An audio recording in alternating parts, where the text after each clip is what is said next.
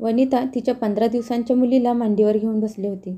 तिचं सिझर झालं होतं आणि मग त्या मुलीचा जन्म झाला होता. त्यामुळे तिला खूप त्रास होत होता. ती खूप बेचैन झाली होती कारण तिची मुलगी खूप रडत होती आणि तिला घेणारं कोणीही नव्हतं. तिचा नवरा विजय मुलगी झाल्यावर एका आठवड्यातच कामावर माघारी गेला होता आणि सासरे ती एकटीच पडली होती. म्हणायला तिच्या घरात सासू सासरे नणंद होते, पण तिच्या मुलीला घ्यायला कोणीही तिच्या खोलीत येत नव्हतं. आता तर सासरे दिवसभर घराच्या बाहेर असायचे. ते घरातल्या कुठल्याही गोष्टीत लक्ष देत नव्हते कारण ते त्यांच्या बायकोला थोडेसे घाबरत होते. सासूबाईंसमोर सासऱ्यांचं तोंड कधीच उघडत नव्हतं. सासूला आणि नंदेला तर काहीच फरक पडत नव्हता. तिची नणंद स्वाती तर दिवसभर मेकअप करून घरभर फिरत असायची. घरातले काही काम करत नव्हती. आता बहिणी आल्यामुळे घरात कामाचा लोड वाढला होता. त्यामुळे तिला आईला मदत करायला लागायची आणि म्हणून ती चिडचिड करत होती. त्यात तिची आई दिवसरात्र सुनेला काही ना काही बोलत असायची कारण तिने एका मुलीला जन्म दिला होता. त्यामुळे स्वाती पण तिच्या बहिणीपासून जरा दूर दूर राहत होती. त्या घरात वनिताला प्रेम, सन्मान, आदर, काळजी अजिबात मिळत नव्हती. तिने एक दोनदा तिच्या नवऱ्याशी बोलली तर तिच्या नवऱ्याने तिलाच ऐकून गप्प बसवलं आणि सांगितलं की अशा वेळेस आईला घरातलं काम खूप वाढलं आहे, त्यामुळे ती थोडी चिडचिड करत आहे. तू आरामात तिथं राहा ना. पण तिच्यासोबत किती वाईट वागत होते ते फक्त तिलाच माहीत होतं. हे सगळं विजयला सांगून काहीच उपयोग झाला नाही कारण विजयला वाटत होतं की त्याची आई किती चांगली आहे आणि त्याच्या बायकोचा काहीतरी गैरसमज झाला आहे. आता पण किचनमधून नाश्त्याचा आणि चहाचा सुगंध येत होता.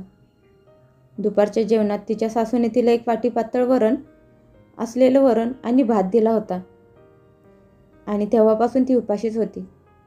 आता तिला चहा आणि खारी खायची खूप इच्छा झाली होती.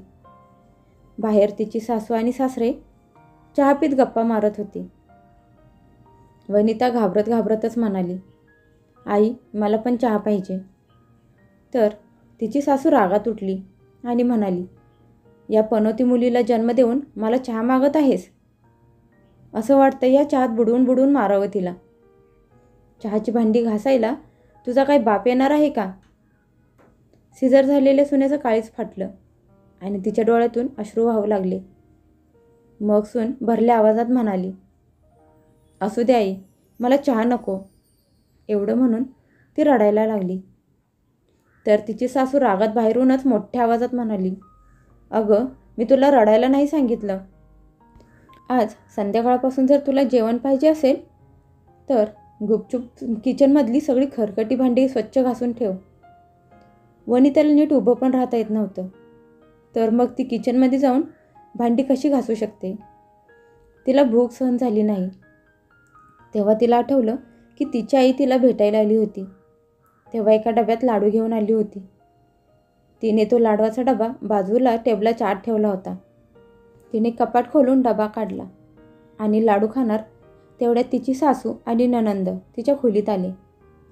तिला लाडू खाताना बघून लगेच तिच्या सासूने तिच्या हातातून लाडू हिसकावून घेतला. तिच्या नंदेने लाडवाचा डबा तिच्या हातातून हिसकावून घेतला. तिची सासू रागात म्हणाली, सुनबाई, किचनमधली खरकटी भांडी तुला घासायला ठेवली आहेत. जा तुझं काम कर आणि हे लाडू आम्हाला दे. हे लाडू आमच्यासाठी आहेत. तुला या लाडवांची काय गरज? तू तर एका मुलीला जन्म दिला आहेस. तू हे लाडू खाऊ शकत नाही. जर तू मुलाला जन्म दिला असतास तर मी स्वतः सुक्या मेव्याचे लाडू बनवून दिले असते. पण मुलीला जन्म देणाऱ्या फालतूबाईला मी लाडू खायला देणार नाही. आता मात्र वनितेला सहन झालं नाही. एवढे दिवस गुपचूप सगळं सहन करत होती, पण आज तिच्या सहनशक्तीचा बांध तुटला आणि म्हणाली, ठीक आहे आई, मी मुलीला जन्म देणारी एक फालतूबाई आहे. जर असं बघितलं तर तुम्ही पण एक फालतूबाई आहात, कारण तुम्ही पण एका मुलीची आई आहात. तुम्ही पण एका मुलीला जन्म दिला आहे. तुमच्यासोबत पण असाच व्यवहार केला गेला होता का? हे ऐकून सासू ओरडत म्हणाली, अगं मी तर अगोदर विजयला जन्म दिला होता आणि त्यानंतर स्वातीचा जन्म झाला. मग माझं कुटुंब पूर्ण झालं. तुला तर पहिला मुलगा झाला नाही. पुढं माहीत नाही मुलगा होईल का मुलगी. का तू आईच होणार नाही? कारण पहिलेच तुझं सिझर झालं आहे. 9 महिने तुझी तब्येत एवढी खराब होती की परत तुझं शरीर गर्भधारणा करेल का नाही कोणास ठाऊक. माझ्या खानदानाला वारस मिळेल का नाही काय माहीत. वनिता रडायला लागली आणि म्हणाली, तुम्हाला ना माझ्या तब्येतीची काळजी आहे ना तुमच्या नातीची. तुम्हाला फक्त तुमच्या खानदानाची पडलेली आहे. मी ऐकलं होतं की मी जेव्हा गर्भवती होते तेव्हा तुम्ही घरात म्हणत होतात की डिलिव्हरीच्या वेळेला जर मला काही झालं तर तुम्ही तुमच्या मुलाचं दुसरं लग्न लावून देणार आहे. लग्नाच्या अगोदरच तुम्ही मुलीची तपासणी करणार का की मुलगीची तब्येत चांगली आहे का नाही, असं म्हणत ती रडायला लागली. तिची सासू रागात बडबडत म्हणू लागली की आजकाल तुझं तोंड खूप चालायला लागले. मीच केलेलं खातेस आणि मलाच ओरडतेस का तू? थांब, आज रात्रीपासून तुझं जेवणच बंद करते म्हणजे तुला समजेल. असं म्हणत पाय आपटत खोलीतून बाहेर निघून आली. तिचे नणंद स्वाती गप्प उभी राहून आईचं आणि वहिनीचं बोलणं ऐकत होती.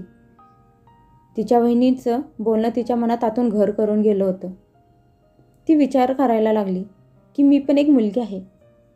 माझ्या जन्माच्या वेळेस पण आईला एवढा त्रास सहन करावा लागला असेल का? जर आईचे विचार असे आहेत तर माझ्याविषयी तिच्या मनात तिरस्कार तर नसेल ना? तिच्या डोळ्यात थोडं पाणी आलं. तेवढ्यात तिची आई बाहेरून रागात ओरडत म्हणाली, स्वाती, तू तिथं उभं राहून काय करत आहेस? लवकर बाहेर ये. स्वातीला काही समजत नव्हतं. तिने पटकन 4 लाडू काढून तिच्या वहिनीच्या हातावर ठेवले आणि लाडवाचा डबा घेऊन खोलीतून बाहेर निघून गेली. जर स्वाती डबा घेऊन गेली नसती तर तिची आई तिला ओरडली असती.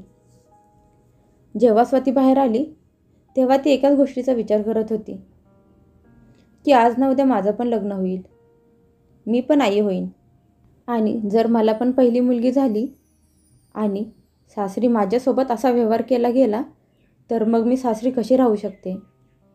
तिला आता काहीच चांगलं वाटत नव्हतं. तिच्या आईचं वागणं वहिनीसाठी दिवसेंदिवस अधिकच कठोर व्हायला लागलं होतं. रात्री दोघी मायले की जेवण बनवत होत्या. आज तिच्या बहिणीसाठी जेवण बनवलं नव्हतं. तिला खूप घाबरल्यासारखं वाटत होतं. आज ती खूप शांत होती. तिची आई फक्त वहिनीच्या चुका काढत होती. ती एकदम शांत झाली होती. तिची आई रात्री जेवण करून तिच्या खोलीत गेली. तेव्हा स्वातीने गुपचूप तिच्या वाटणीचं जेवण घेऊन वहिनीच्या समोर ठेवलं. तिची वहिनी आश्चर्यचकित होऊन तिच्याकडे बघायला लागली.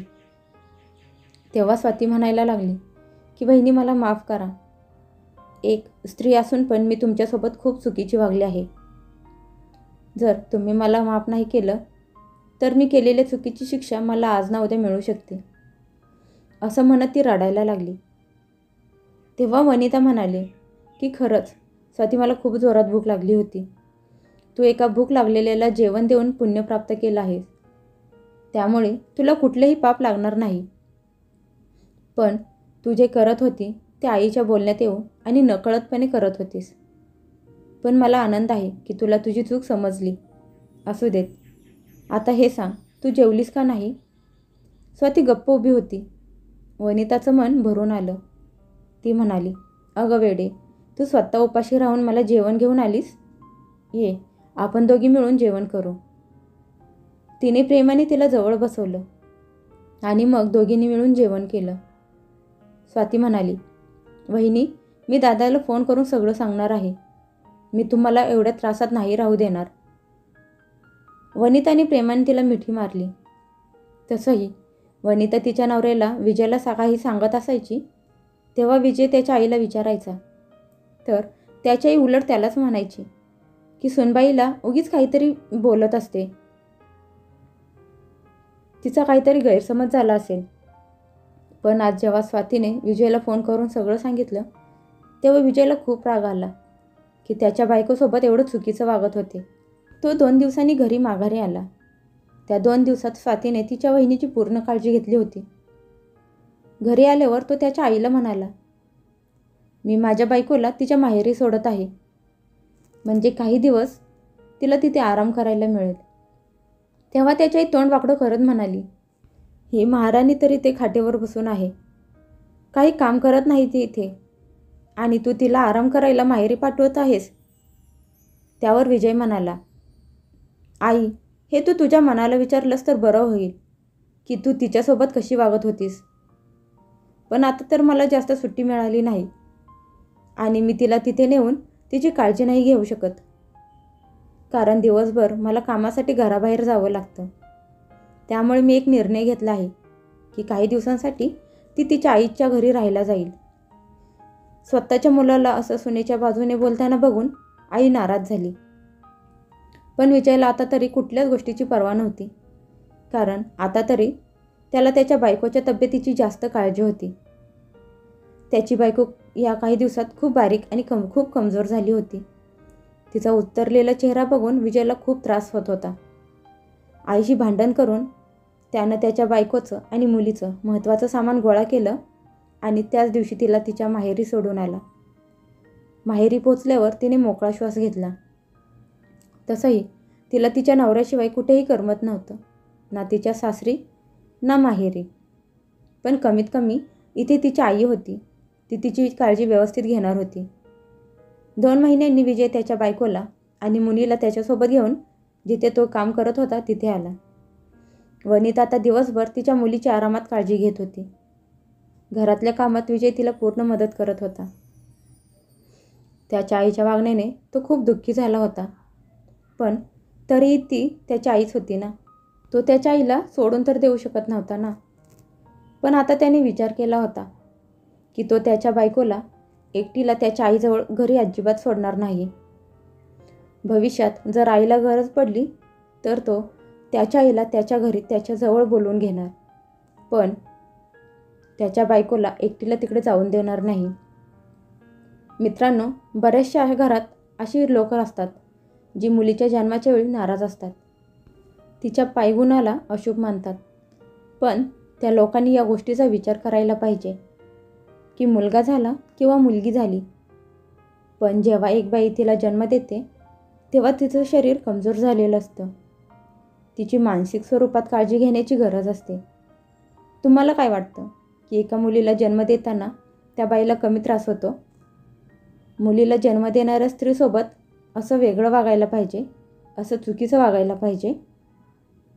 अशा वेळेस जर विजयसारखा नवरा असेल तर त्याच्या बायकोचं आयुष्य जरा सुखी आणि सोपं होईल. नाहीतर प्रत्येक क्षण तिला रडत काढावा लागेल. जे लोक सुनेने मुलाला जन्म द्यावा अशा अपेक्षा करतात, ती पण स्वतः एक मुलगी आहे हे विसरतात. जर मुलीचं अस्तित्व पुसून टाकलं तर मग मुले तरी कुठून येणार? त्यामुळे मुलींना वाचवा आणि त्यांचं रक्षण करा. त्यांना त्यांचा मानसन्मान परत मिळवून द्या.